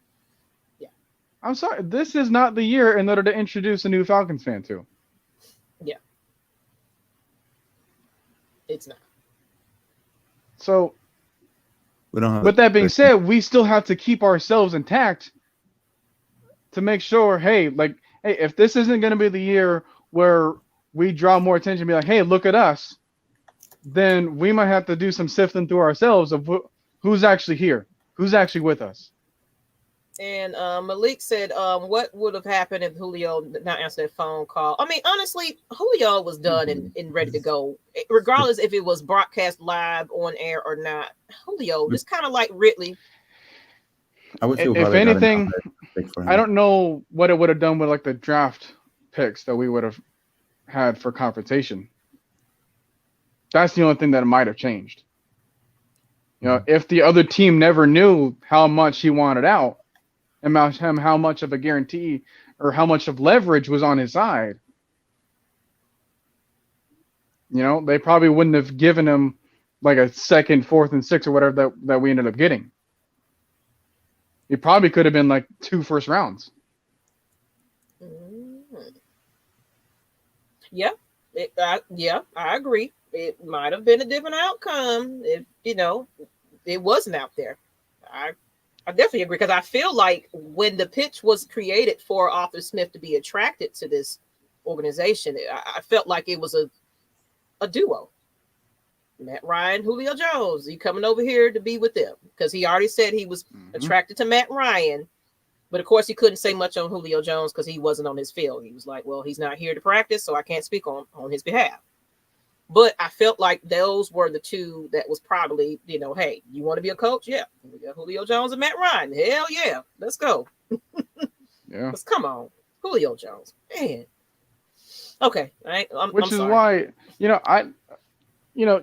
can kind of grow and have whatever kind of opinions you can have. The fact that we got anyone, much less guys like Terry Fontenot and Arthur Smith, to join us at the time and at the situation that we are as a team. Oh my God. Like for somebody to actually say, yes, I want to, I feel like you guys. Yeah. Like look at the Texans, for example. No one wanted to be there. At least we're not that, despite us almost being, similar in terms of like offensive talent and whatnot. Funny because Robert. It was because of we were able to still remain somewhat presentable from on the field to the front office. That's what allowed some of these other higher profile guys in this building. That's what helps other people draw attention to the Falcons instead of another team. Yeah. Because we were like the 4th team out of like 6 or like 7 or 8 teams that got a hire. The other teams that were ahead of us, well, they had better situations somewhat. some would say, but they also had a fan base that was willing to take him in too. Were Like you surprised Robert that? Saleh going to the Jets as an example. Yeah. Why would anyone want to be a Jets head coach right now? Other than, hey, we have all these other people, regardless of what the team looks like, they're going to give you a chance in order to do what you want to do. They're going to give you a chance as a fan base in order to build your vision. Jacksonville. Who the heck wants to be a head coach of the Jaguars? Urban Meyer. He was like the only guy for the job. But it was still something that, hey, this could be advertised because you got the number 1 draft pick and you have all this other stuff for you. It wasn't just for the simple fact that Arthur Smith, had he been here, he would have had the 4th pick in the draft. And that was the only thing that we could sell. No. If that was the only reason as to why you wanted to be a head coach of the team, then you have a terribly short-minded vision. And I don't know if I'd want you here. What you have to say, Ali? And I wanted to add something too. I was gonna. So for Jerron Wade, I was gonna say, watch the mic'd up, AJ mic'd up versus the Aints. He was talking a lot of shit back in that game. He was like, "You're too small, boy. You're too small. You can't cover it." Like, so AJ was talking a lot of shit from the sidelines. So if you want to see, I'm saying they don't pan the camera on the those instances, especially you being there. You probably see it a little bit more in person. So it's like they want us to be painted as this beautiful, perfect team. But speaking of, my question would be, because the whole topic is about culture. Mm-hmm. Of course, Arthur Smith is here. Terry Fontenot is here. But I feel personally, and if anybody watched the interview that Chuck Smith, Terrence Mathis, I can't remember who it was additional to that, but it was like 4 people on the panel.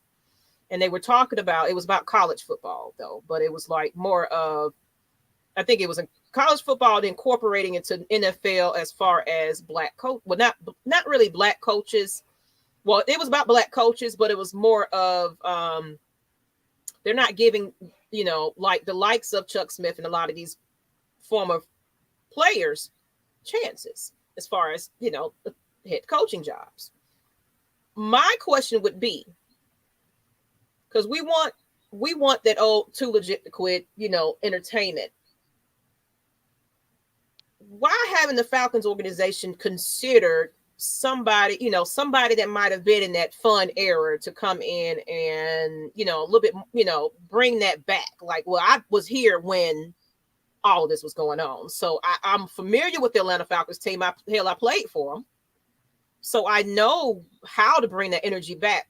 Why not bring a little bit more of a previous, of course, not head coaching job. If they don't qualify, they don't qualify. I'm not saying that just because they're a Falcon fan, but coordinators, quarterback coaches, what I'm saying? Things like that, where it's like a familiar. Set them up for representation, if you will.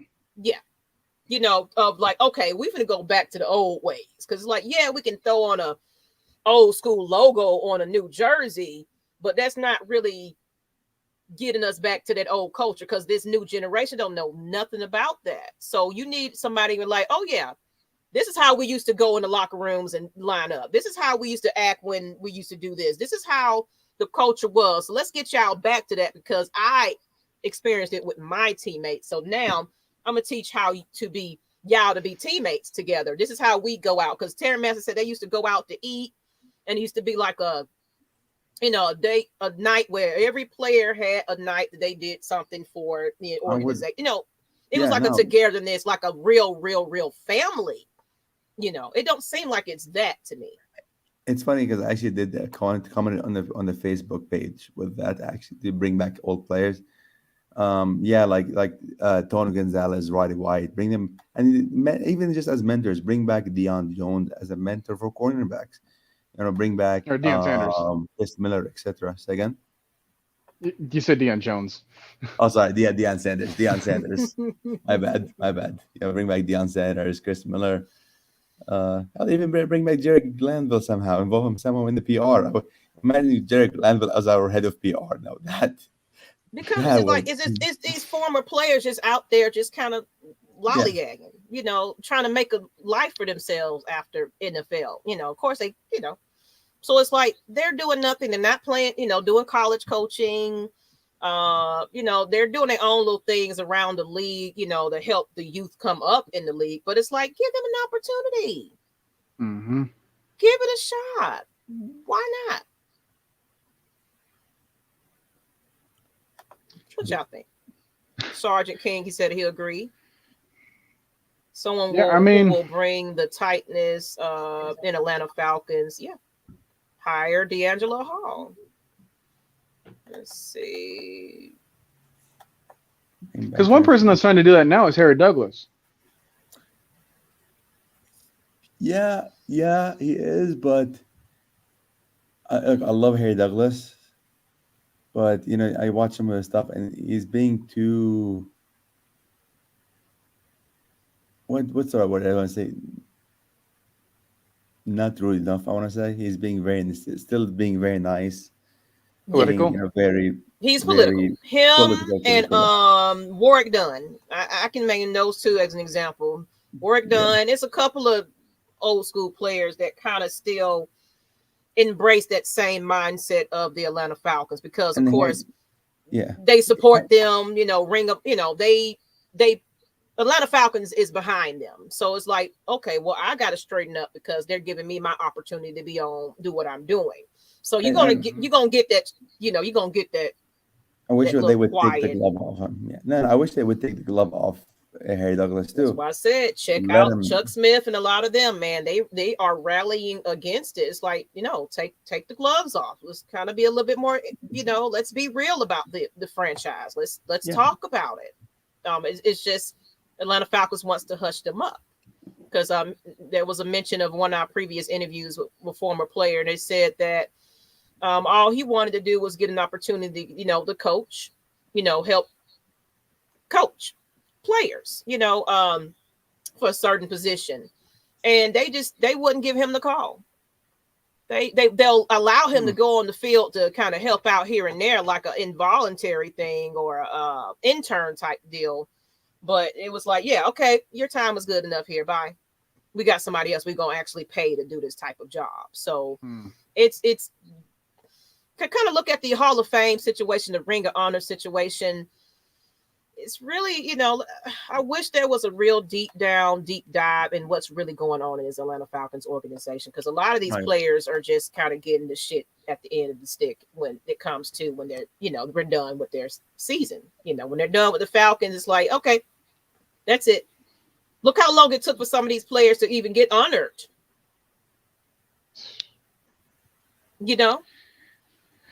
Yeah, one because I was trying to think about some names, like, hey, if we have the opportunity, let's bring back someone else and to properly represent the team. One name finally came to mind. Whoa! Before we get to that, let's shout out to Jonathan Simmons for this $4.99 super chat. All right. Thank you very much. It says hire Deion Sanders as the next GM if Terry don't work out. Well, that's a big step up. Again, it's all about like, hey, if they're not qualified for the job, then that's another thing. But to have him as a main representative, that would be nice. Even though he kind of spent more years in Dallas. But guess what? He brought people to us first. And he understands that PR situation. Like he's in all kinds of commercials. He was just that flashy guy. He was just that guy. He got it. He knew how to entertain. So we need that. Definitely. If you bring back Deion Sanders, we're probably gonna be having it's gonna be Deion Sanders and MC Hammer. He's not gonna come back alone. Yeah, that's one thing. Bubba was mentioning Jamal Anderson. I want to bring up someone more recent. Jonathan Babineau. Yes. And you know what? And he doesn't get the honor and recognition that he deserved. But he was a big influence to this team. And be on the field and off the field. I wanted to get someone that spent their full career in Atlanta. Mm-hmm. Babineau is one of them. Let's get him here.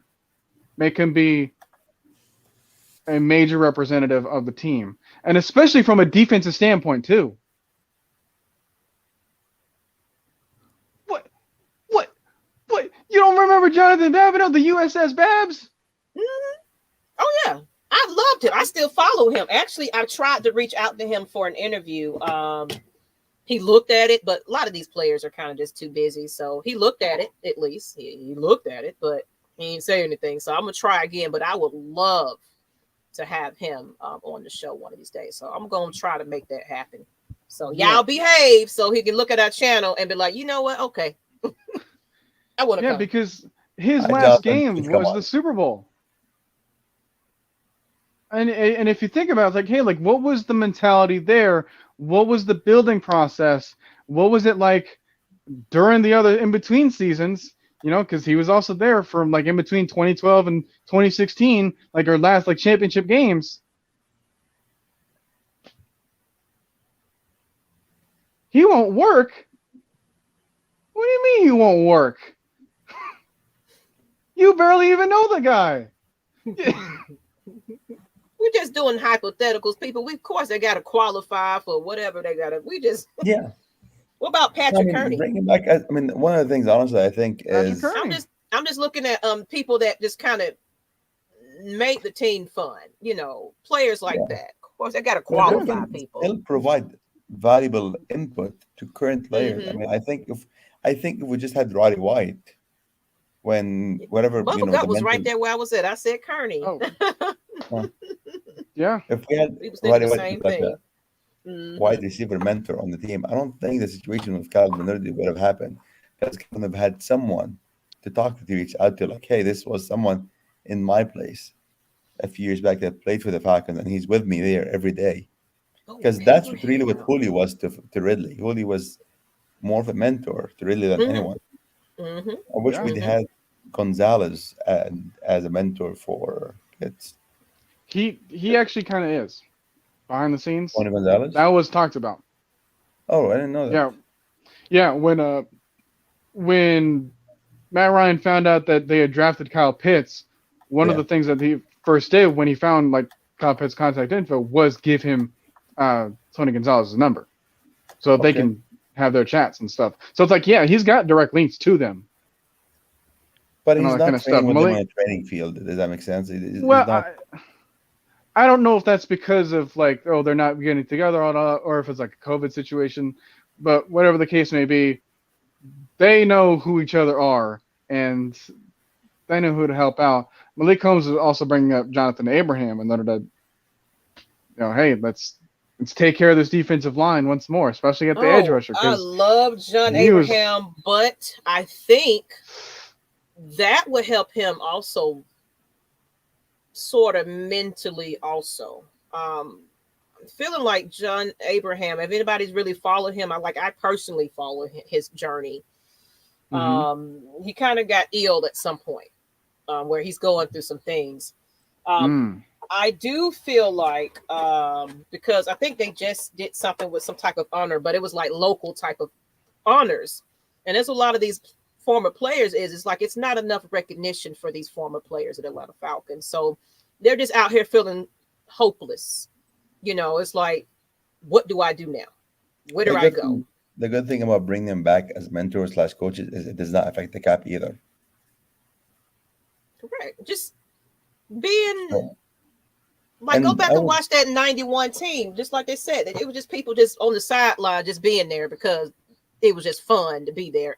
But they mentored and helped and motivated and got the players riled up and happy to even want to be there. So it doesn't deal with the cap. It's just you're just excited to be there because shoot, you got all these former players helping out on the team. And Jonathan just there just to see him back there, doing something. And then honestly, I do believe that Jonathan Babineau was one of the reasons why Vic Beasley produced as much as he did in that 2016 season. Oh yeah, I mean he was also there with Brady too. Yeah. Think of the impact they might have had there in the same being in the same room like that. You know, Sean Witherspoon, he'd be another good one to have. Another fun one that brought a lot of energy on the defense. Right.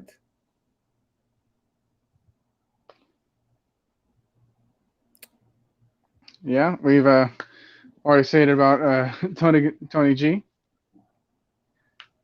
I mean, especially like getting his respect for us too. Knowing that he was here for like the last half of his career, I don't know about half, but like his third of 2/3 of his career, because he's been around since like '96 or whatever. But I don't know if he's going to be more tied to Kansas City. I think, but you like Logan. I was about to respond to him. I mean, you can still do it. Well, Logan, you always go suck on something, man. Trying to be nice over here, but you know what to go suck on. Look, it's 2 of them, almost 1 o'clock in the morning for us. Ain't no babies up watching this. Oh, okay, great. Go suck a dick, Logan. Nathan brought up a point. He says, who would win 98 Falcons versus today's Falcons? No, 98 Falcons easily.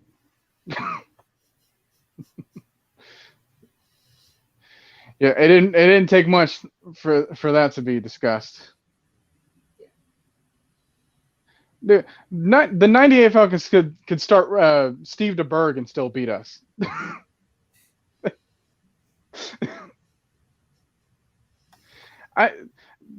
Just the two different types of teams right there. They were very much a run-heavy team. I think like Jamal Anderson almost had like 350 something carries in that season.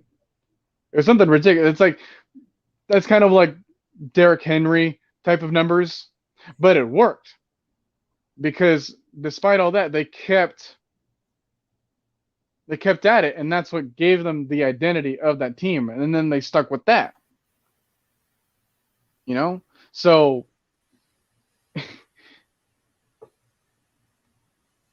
there's no identity here right now. But that's what we're trying to establish. And that's what we're trying to get people to see. Is that, yeah, like we have a new future ahead of us because of everything that sucked about us is gone. Almost.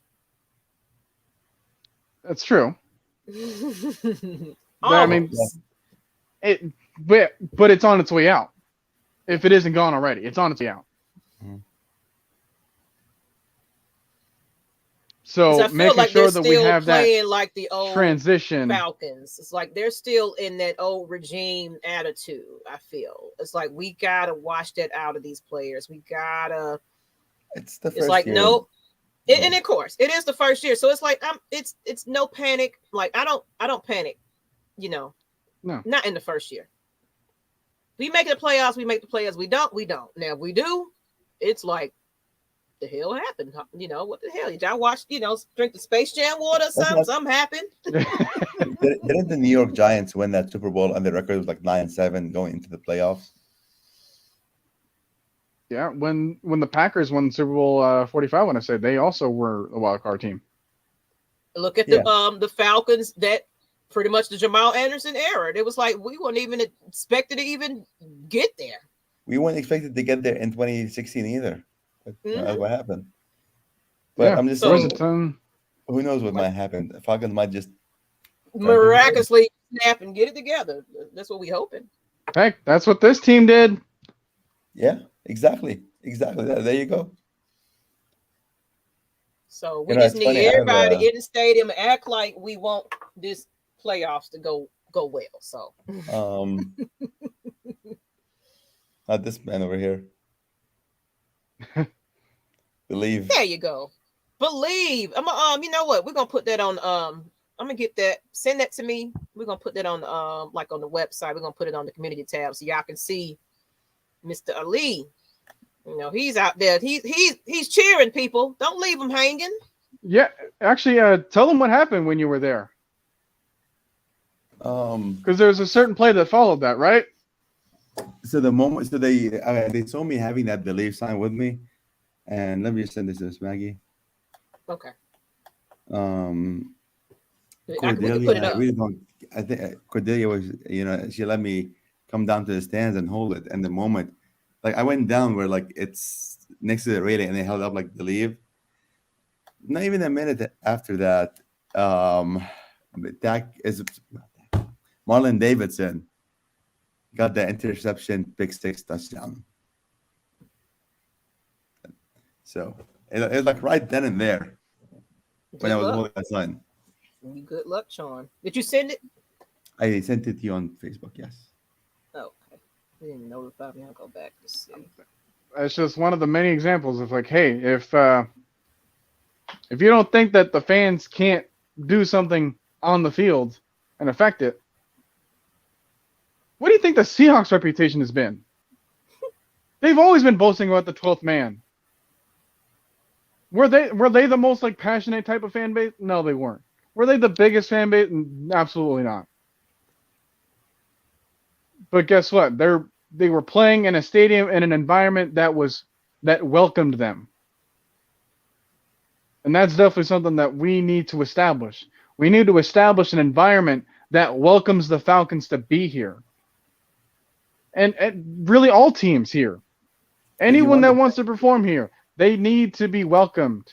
And they need to make sure that... Yeah.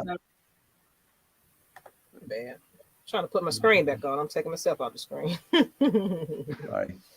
I was like, I don't know if I want other teams to feel welcome here now. I want other teams to be like, no. Well, we need to be welcomed here. We need to make sure that we are overwhelming our opponent. Yeah. That's what I'm trying to say. I don't want anyone else feeling welcome here. Exactly. I want them to have the most frustrating time possible when they come here. Exactly. All right? You can't have fun against us. Mm-hmm. You got to get hurt against us.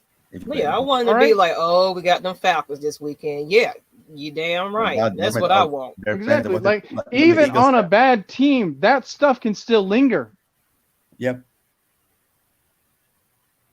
All right. It's not like everything's an easy win against like the Vikings or whatever because they always had like their skull chants and whatnot. It's not like anything is easy over in Philadelphia because of the people that are over there.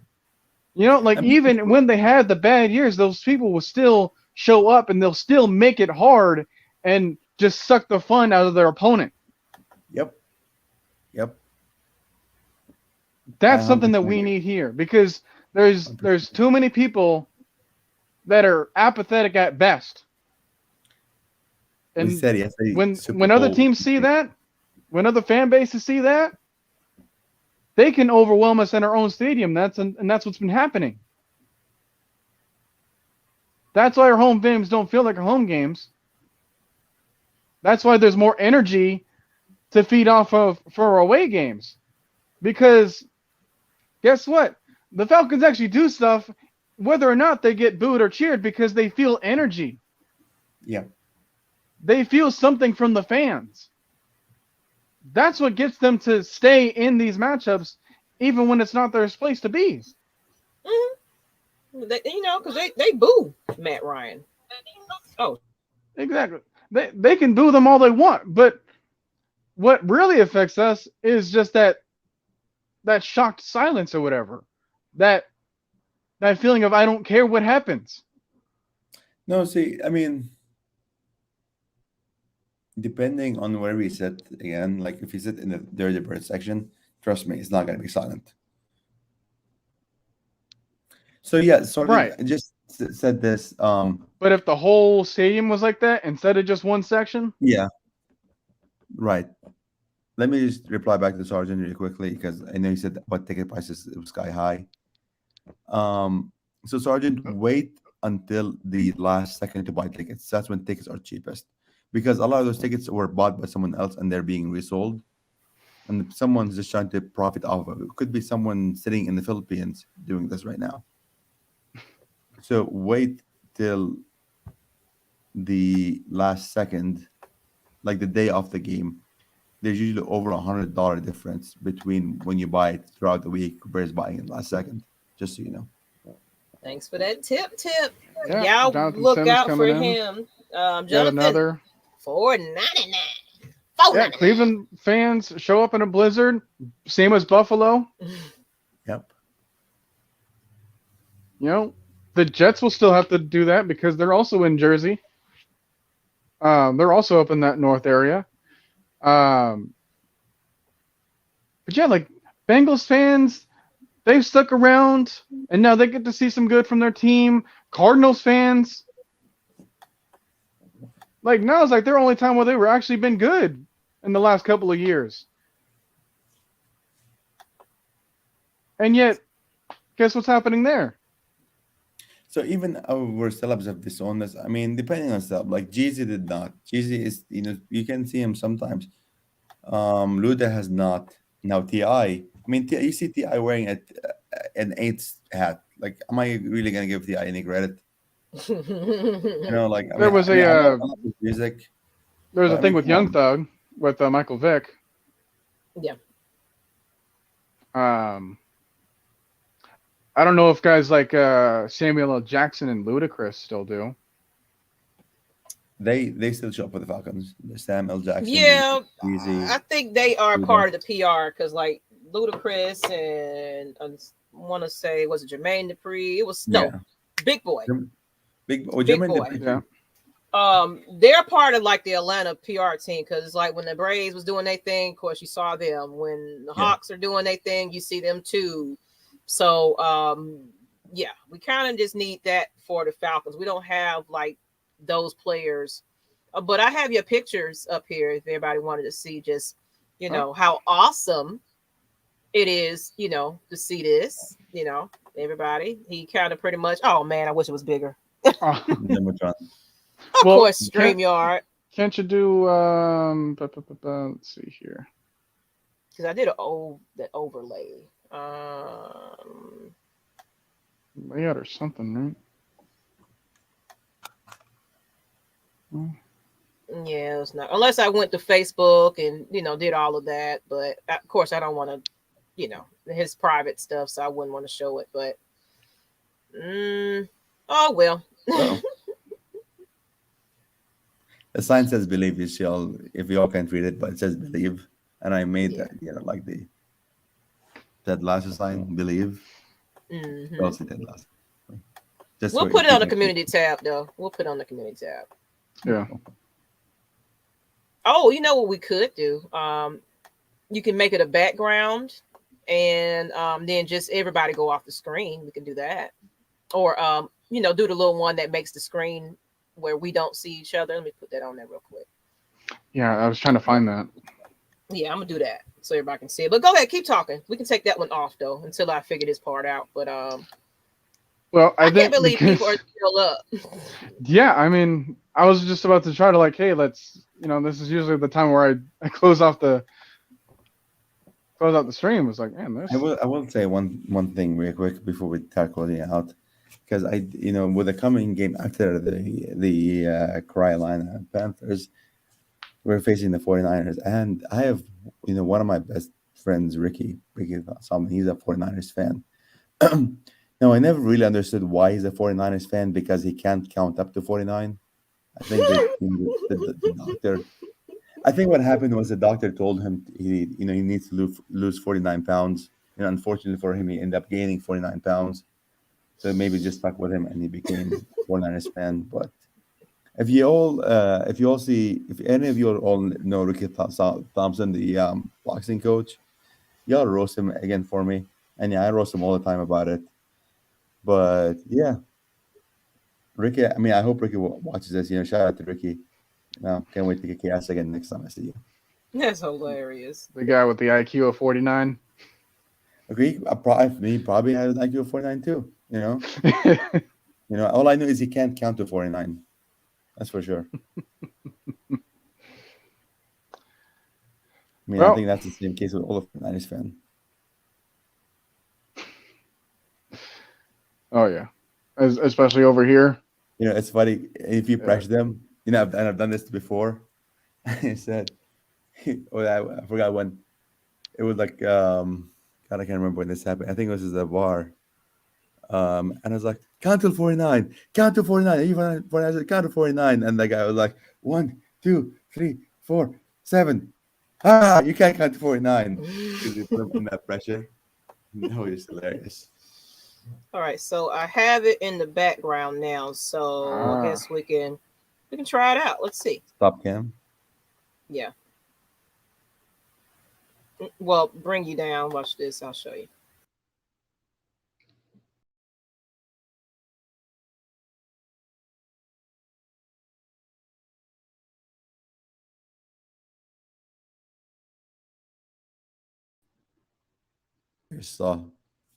Just quick. I just wanted y'all to see that. So real quick, because you couldn't see it. It was so smart. So they couldn't hear you, but I want them to see the picture. It's so cool. Yeah. I mean, I don't know if you all heard me, but believe y'all. I mean, that's what the players saw on the Jumbotron when we were playing versus the Buccaneers.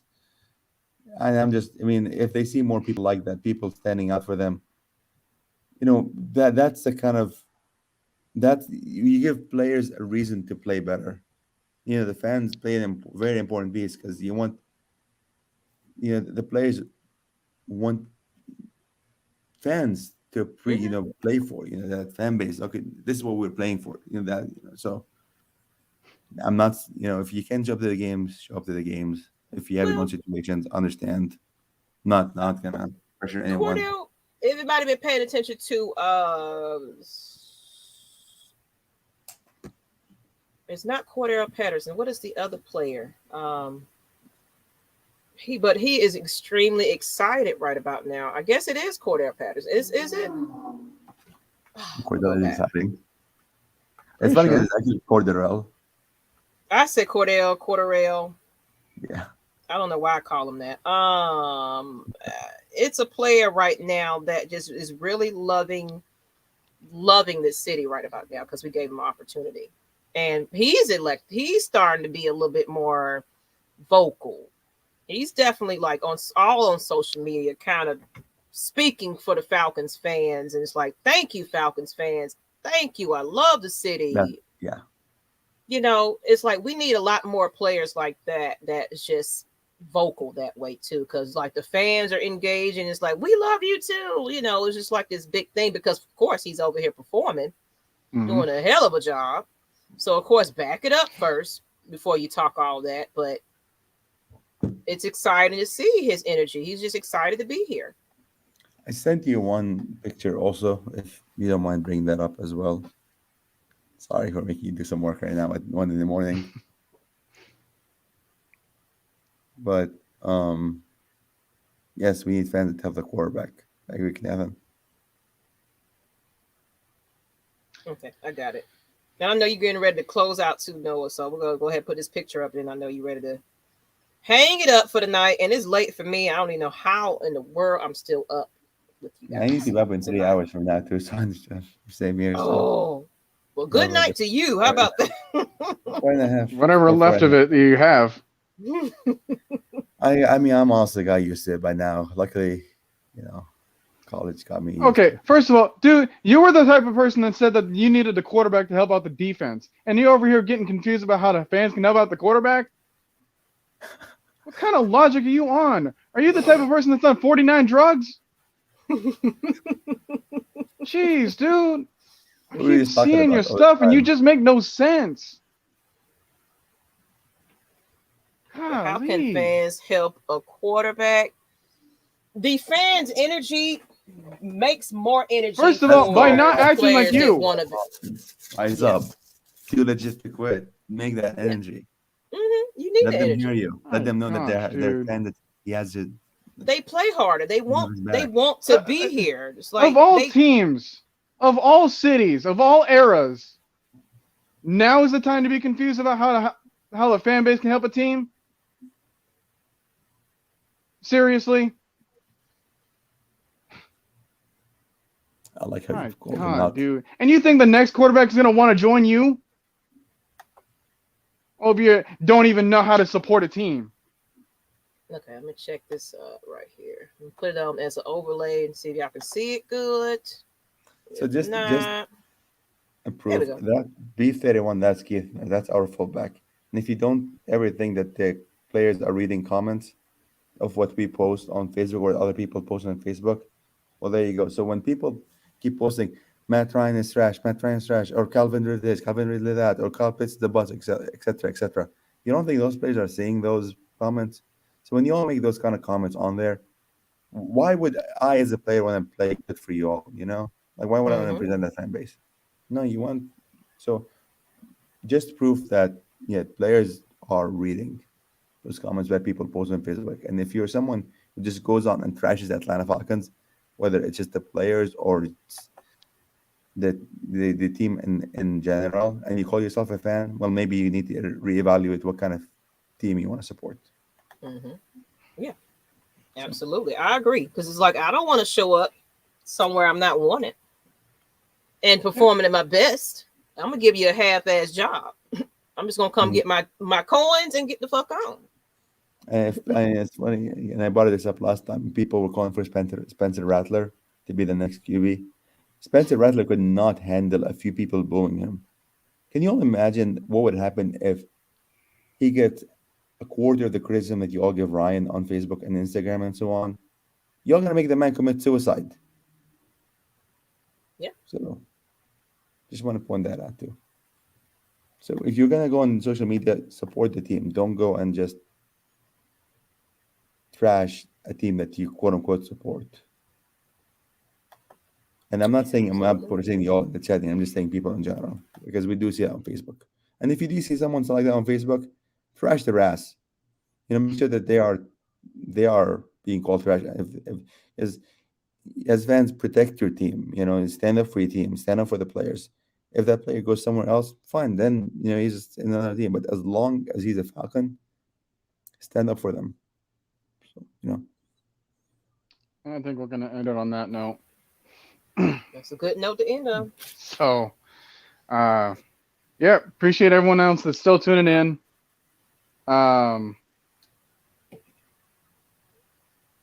Everyone that's actually here with us, everyone that wants to be here, everyone that actually knows how to support a fan base, everyone that actually knows how to support a team.